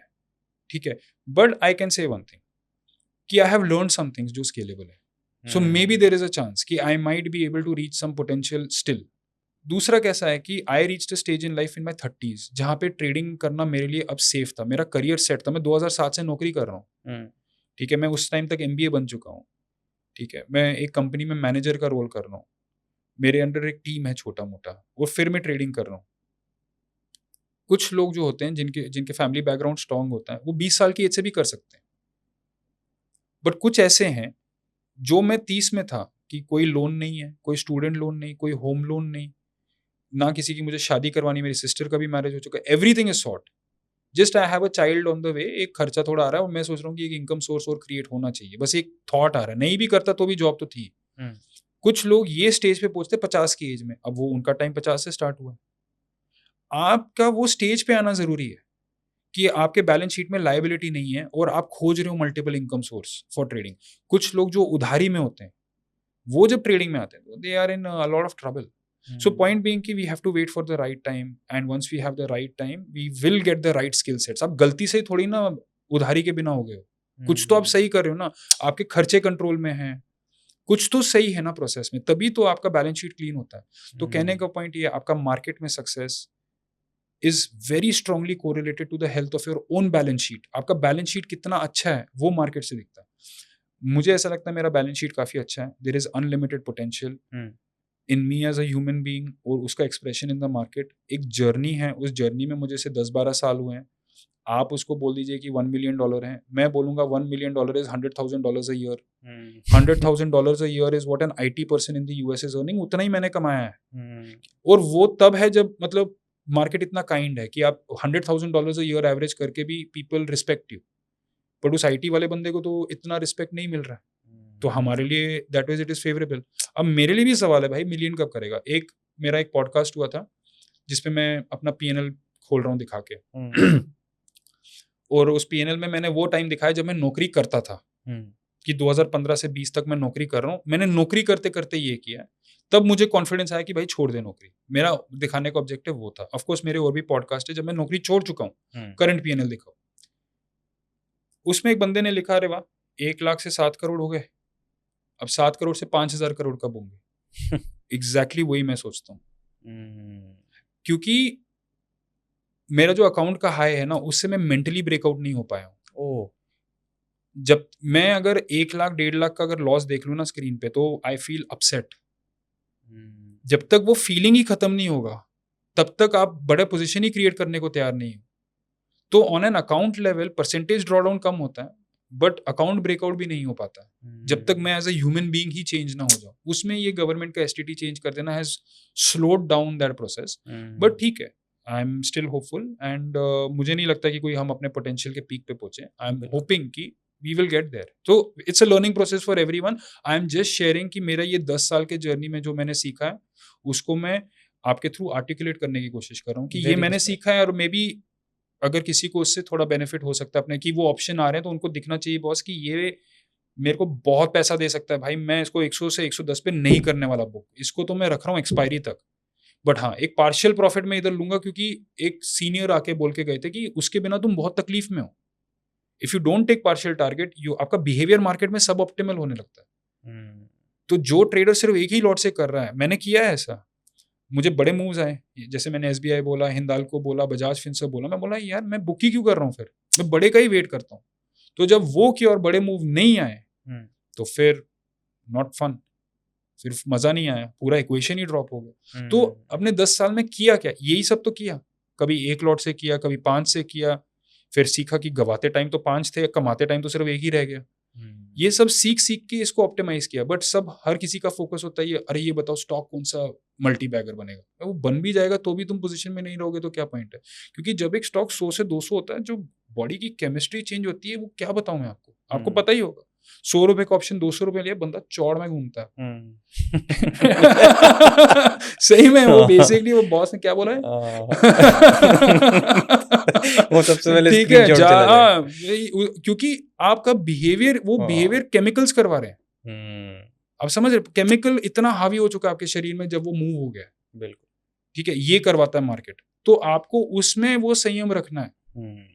तो यही तो आप टाइम स्पेंड करेंगे थोड़े टाइम के लिए कि भाई अभी 100 पॉइंट है, कोई बात नहीं, ऐसे 10 बार 100 बार होंगे तब जाके मैं शायद नौकरी छोड़ सकता हूँ। दोनों ही चीजों में फर्क नहीं पड़ना चाहिए। एक आपने भी अपनी कमी बताई कि भाई मैं 1.5 लाख पे थोड़ा सा मेरे को प्रॉब्लम होता है देखने में, उस पे भी नहीं पड़ना चाहिए। और जब आपका ट्रेड चल रहा है तो उसमें भी केमिस्ट्री नहीं होनी चाहिए। तो फिर अपने आप से पूछता, तो लिया क्यों रिस्क 2 लाख का भाई? उस समय तो तू बड़ा वो हो रहा था, मैं 2 लाख का ले लूंगा। अब जब आया तो फिर उल्टियां निकल रही। ठीक है, तो फिर ड्रॉप हुआ ना रिस्क, फिर ड्रॉप हो गया 1 लाख पे। भैया 1 लाख ही रखते हैं रिस्क, ठीक है, 2 लाख नहीं रखते हैं। 1 लाख का मतलब हो गया सेम इक्वेशन, निफ्टी पे अब 3% SL नहीं 2.75% SL लगेगा। ठीक है, कितना मैं लॉस झेल सकता हूँ उसके हिसाब से मैं रिस्क तय करूंगा। अब आप पूछेंगे क्या अंतर हो गया 2.75 वर्सेस 3% SL में, मैं बोलूंगा ये अंतर आएगा एक ब्लैक स्वॉन में।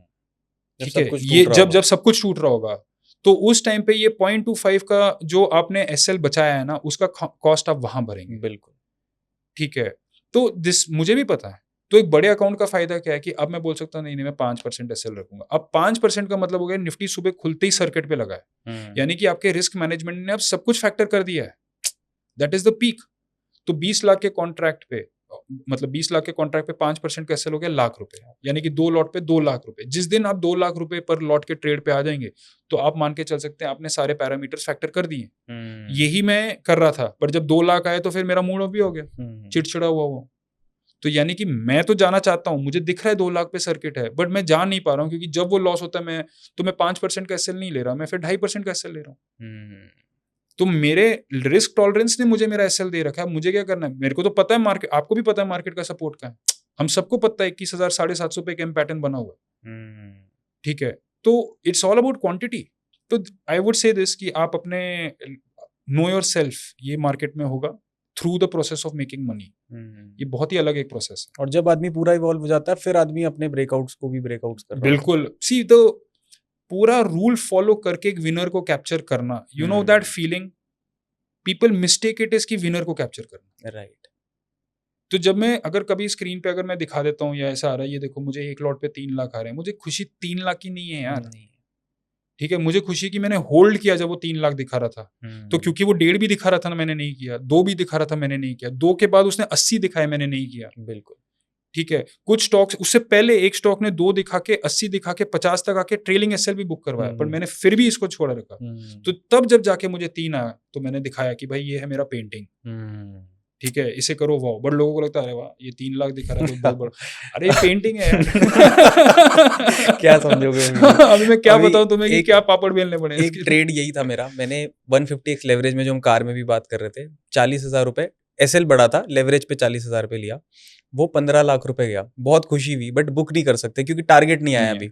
उस पे आधा क्वांटिटी बुक हो गया, 7 लाख रुपए के आसपास पैसा बन गया, उसके बाद वो अभी 2 लाख रुपए चल रहा है, करेक्ट, और मैं वेट कर रहा हूँ कि ये ट्रेल पे निकल जाए, मतलब मैं खुद नहीं निकलूंगा, हाँ मार्केट मुझे धक्का मार रहा है करेक्ट, कि भाई नहीं, तेरा system of. You have decode. अभी आप जब ये 20 साल करोगे ना, आपको भी वही मिलेगा जो राकेश झुनझुनवाला को लुपिन में मिल गया था, ठीक है। इट इज जस्ट दैट कि आपकी किस्मत क्या है, आपकी किस्मत 30 साल की एज में वो एक्सपीरियंस करने की थी या 40 साल की एज में एक्सपीरियंस करने की थी। लॉस जब आपने डिफाइन कर दिया तो ये तो तय है कि 30 से 40 के जर्नी, मेरे केस में 40 से 50 का जर्नी मैं मार्केट में कर दूंगा क्योंकि मैंने डिफाइन कर दिया नीचे का। बट आप बोलो ब्रेकआउट विनर कब आएगा, वो तो अब मार्केट ही डिफाइन करेगा, और शायद आपका फेट डिसाइड करेगा, कुछ हद तक आपका प्रारब्ध डिसाइड करेगा कि मतलब संचित कर्म जो बोलते हैं कि बॉस की आप लेके क्या आए हैं, तो ये चीजें भी डिसाइड करेंगी। But it's 1 to 1, market is, trader के लिए मार्केट वैसे ही है जैसे अर्जुन के लिए मे भी शायद कुरुक्षेत्र होगा, मतलब this is your moment of truth भाई, ठीक है, यहाँ पे आपको बिहेव करना अच्छे से, and market page you for your behaviour, इससे बेहतर हो जगह क्या हो सकती है। साहिल भाई, बहुत लोग नहीं जानते but you are also into astrology, और एक चीज ना, मतलब लोग रैंडमली ट्राई कर रहे हैं, but nothing is random, nothing is like coincidental, मतलब एक एक डिग्री परफेक्ट है दुनिया में रेवोल्यूशन रोटेशन की, तो कोइंसिडेंटल तो कुछ भी नहीं है। क्या ना मार्केट से पैसा कमाना भी फेट है, या फिर मतलब अगर आप इतनी मेहनत कर जाते हो कि भाई आप सारी चीजें छोड़ दो, जैसे कई लोग बोलते हैं कि आप जो कर रहे हो मैं भी यही चीजें करता हूँ, मेरा पैसा नहीं बन रहा, तो क्या इसमें फेट इन्वॉल्व रहता है आपके हिसाब से, मतलब किसी की कुंडली में है कि यही पैसा बना पाएगा, या फिर कुछ चीजें डिफरेंट भी हैं? मैंने जो अपने असेसमेंट में कुंडली में सीखा है कि जिसकी कुंडली में बहुत सारे धन योग हैं, उसी की कुंडली में बहुत सारे दरिद्रता योग भी हैं, ठीक है। अगर कोई ऐसा बंदा है जैसे विराट कोहली, माइक टाइसन, जो कि प्रोफेशनल एथलीट्स हैं, ओलंपिक्स के लिए, कंट्री के लिए खेल रखे, उनका फिजिकल स्ट्रेंथ हमें बताने की जरूरत है। क्रिस्टियानो रोनाल्डो, बंदा आपके सामने खड़ा हो जाएगा, आपको लगेगा ये मूर्ति है, मतलब उसका क्या बॉडी होगा उस बंदे का। तो मैं आपको बोल रहा हूँ, हॉस्पिटल ज्यादा आपसे वो जाता है, उसके इर्द गिर्द घर में डॉक्टर आते हैं, वही बंदा दवाइयों और बीमारियों से घिरा हुआ है, जिसका फिजिक ऐसा है। This is the cost of greatness. तो जो बंदा पैसा चेस करता है, उसका कॉस्ट ऑफ ग्रेटनेस क्या है? पैसे का लॉस होना, बिल्कुल, ठीक है। तो वो दोनों कॉम्बिनेशंस आपकी कुंडली में दी हुए हैं। Objective of astrology is not to predict a specific event, that is not मेरे लिए, या मेरे लिए नहीं है। मेरे लिए एस्ट्रोलॉजी एक मीन्स ऑफ सेल्फ इंप्रूवमेंट था कि धर्म अर्थ काम मोक्ष, ये हमारे 4 पुरुषार्थ हैं। धर्म के लिए मैं कुछ कर रहा हूँ, जैसे मैं किसी का बेटा हूं तो मैं एज अ सन क्या कर रहा हूँ, मैं किसी का फादर हूं तो एज अ फादर क्या कर रहा हूँ, मैं एक ट्रेडर हूं तो मैं मार्केट में क्या कर रहा हूँ, दिस इज धर्म, ये मेरा धर्म हो गया, ठीक है, मेरी ड्यूटीज हैं ये, ठीक है। अर्थ क्या हो गया? मैं लोगों की सेवा कैसे कर रहा हूँ, जैसे मैं लोगों की सेवा बढ़ाऊंगा वैसे ही पीपल, ये अर्थ हो गया। काम हो गया फेम के लिए, मैं रिलेशनशिप्स को कैसे मेंटेन कर रहा हूँ, ठीक है, ये सब काम हुआ। बट मोक्ष के लिए क्या करना है? तो एस्ट्रोलॉजी का हाइपोथेसिस बस इतना सा है मेरे लिए कि मोक्ष के लिए हर बंदे को कुछ अलग करना है, और वो आपकी कुंडली से डिराइव्ड है। अगर आपकी कुंडली में शनि योग कारक है, बट जुपिटर ने ठेका ले रखा है आपको थप्पड़ लगाने का, तो फिर आप अपना समय का दान जुपिटर पे कीजिए। वेयरएज मेरे केस में अगर वो उल्टा है, तो मैं अपने समय का दान में भी शनि को करूंगा। सो this is just a framework of behaviour. अब क्वेश्चन आ गया ये करना क्यों है? क्योंकि दी हाइपोथेसिस इज दिस कि अ बैलेंस्ड लाइफ, धर्म अर्थ काम मोक्ष का जब हम बैलेंस करते हैं, that is true success. See western media ने हमें क्या सिखा रखा है कि अगर आपका यूट्यूब चैनल है तो 50 लाख फॉलोअर होंगे तो सक्सेसफुल हो, अगर आपके पास पैसा है तो $1 बिलियन होंगे तो इसको हम मानेंगे। अगर आप स्पोर्ट्स में खेलते हो तो Cristiano Ronaldo is only successful, but ज्योतिष में ऐसा नहीं है। उसमें है कि the balance of this is true success. कि जब हम सुबह उठते हैं हम क्या सोचते हैं, अगर मैं ये बैठ के सोचूंगा मैं बस आज पैसा कमाऊंगा, तो बाकी की चीजें भी तो सोचनी है कि आज मैं बच्चों को कैसे करूंगा, पेरेंट्स के साथ क्या करूंगा, भाई बहन के साथ क्या करूंगा, सब सोचना आपके थॉट में आना चाहिए। Is balance. तो वो मोक्ष पे जब हम काम करते हैं, जैसे नाम जाप करते हैं या ऐसा कुछ करते हैं, तो दोस्त 5 मिनट में हम उसी को बैलेंस करते हैं, बाकी चीजें बाकी उसी से अलाइन होती हैं। Beautiful. So and the beauty is वो 5 मिनट से स्टार्ट होता है, फिर उसके बाद वो ग्रो होता है। अभी मैं अभी रिसेंटली अपने फ्रेंड के घर में, जैसे हम गुड़गांव आए तो मैं अपने एक दोस्त के घर पे रुका हूँ। सो उसी फ्रेंड की सिस्टर इन लॉ जो है, भाई की वाइफ जो है, उसका पहला मिसकैरेज हुआ। तो she became pregnant and this time she was like कि देखो ये मिसकैरेज हुआ, I don't believe in astro, I don't believe in ये वो, बट मेरा ये मिसकैरेज हुआ, so is there something about in astro. तो आई जस्ट सेड अरे आपकी कुंडली में इट लुक्स लाइक कि बुध को ये रिस्पॉन्सिबिलिटी दी गई है, तो क्यों ना आप बुध का दान करें। तो शी लाइक क्या दान करना, लाइक समय का दान दें। तो कैसे दे समय का दान, लाइक बुध का बीज मंत्र जाप करें। तो कब करें, whenever you feel nervous, just go for it. तो अभी इस बार अभी the child is born, mother is healthy, अभी इस बार मिले तो वो मुझे ही बोल रहे हैं कि थैंक यू आपने कहा। मैं बोला नो नो नो, मैंने कहा तुमने किया।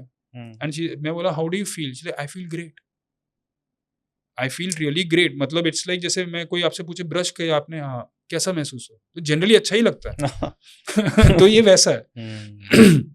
It is your equivalent of brushing your teeth, बस इन दी स्पिरिचुअल, अध्यात्म में। वो दिखेगा नहीं उसका रिजल्ट, लेकिन जब लाइफ में उतरेगा, नहीं दिखेगा भाई, वो उसके चेहरे में ग्लो अलग होने लगता है, बंदा शाइन करता है। ठीक है, आपका ब्रीदिंग चेंज हो जाता है, वो दिखेगा ही दिखेगा, ऐसे कैसे नहीं दिखेगा। You are made up of all your habits, वो भी एक हैबिट है। और उस हैबिट का यूएसपी क्या है कि over a period of time वो आपके बाकी हैबिट से समय खा जाता है।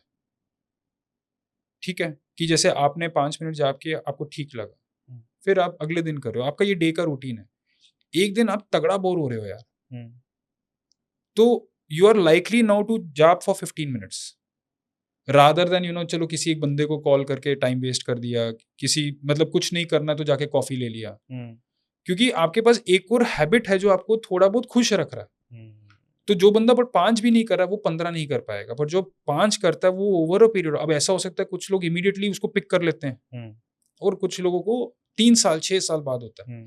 तो वो मुहूर्त आप दे देते हैं कि बस ये टाइम है, तू एक बार आप, एंड जनरली हम वैसे ही देते हैं कि लाइक तृतीया तिथि में दे दिया, ऐसे कुछ दे दिया कि मतलब कि वो एक्सपैंड हो जाए। ठीक है, कि एक बार उसके मुंह से निकलवा दिया तो अब नाउ लीव इट, अब वो बोलेगा ही बोलेगा, वो मरने से पहले 5 करोड़ जाप करके जाएगा, मतलब कहीं नहीं जाता। So that is the process of it. और ये आई थिंक कि this is more of a subject in astrology. Like अगर ऐसा कुछ नहीं है कि आपकी कुंडली में नहीं है, you can like plus minuses हैं, माइनस को आप थोड़ा थोड़ा बढ़ा करके ऊपर लेकर के आ सकते हैं, right? हाँ यस, आपकी कुंडली में कॉम्बिनेशंस दिए अनगिनत, एंड यूजुअली आपका लाइफ उसी के अराउंड रिवॉल्व होता है। सी आपके धन वाणी कुटुंब में कुछ ना कुछ हो रहा होगा, तभी आप वाणी और धन को कंबाइन करने के लिए यहाँ पे बैठे हैं। कुछ ना कुछ हो रहा है, यानी कि या तो दूसरे भाव में या 8वें भाव में there is some activity that is going on.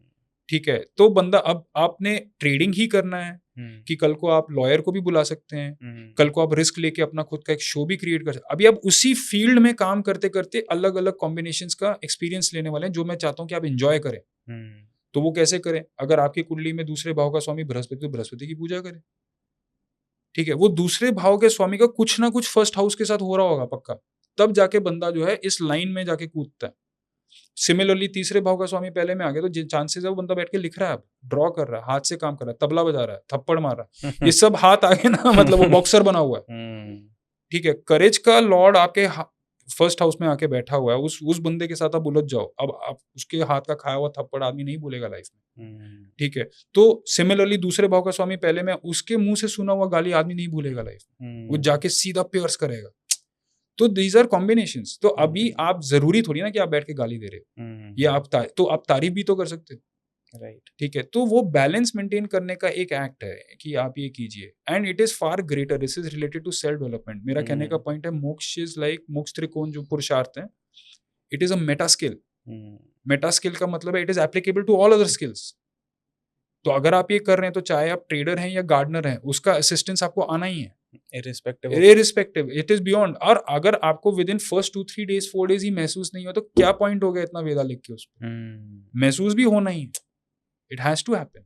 बहुत डिटेल में जा सकती है साहिल भाई कॉन्वर्जेशन, Yes. बट मैं ऑडियंस को मौका दूंगा कि अगर आपको जानना है ना कि एस्ट्रोलॉजी को और ट्रेडिंग को, बल्कि मैं खुद फाइनेंशियल एस्ट्रोलॉजी करता हूँ and I have systems developed positional trading के जो मैं फाइनेंशियल एस्ट्रोलॉजी के साथ करता हूँ। Obviously we use price action भी उसमें, और मैं आपकी भी गाइडेंस उसमें लेना चाहूँगा, लेकिन एक बार हम रिस्पॉन्स चेक करेंगे कि ऑडियंस इसमें इंटरेस्टेड है या नहीं है। Yes. अगर इंटरेस्ट आता है साहिल भाई तो हम एक डिटेल फाइनेंशियल एस्ट्रोलॉजी का पॉडकास्ट भी कर सकते हैं। ह्यूमन बींग्स के ऊपर क्या इफेक्ट पड़ता है, मार्केट के ऊपर कैसे इफेक्ट पड़ता है, वो सारी चीजें हम डिस्कस करेंगे। वो आपको बहुत मजा आएगा उसमें। सी बेसिकली जरूर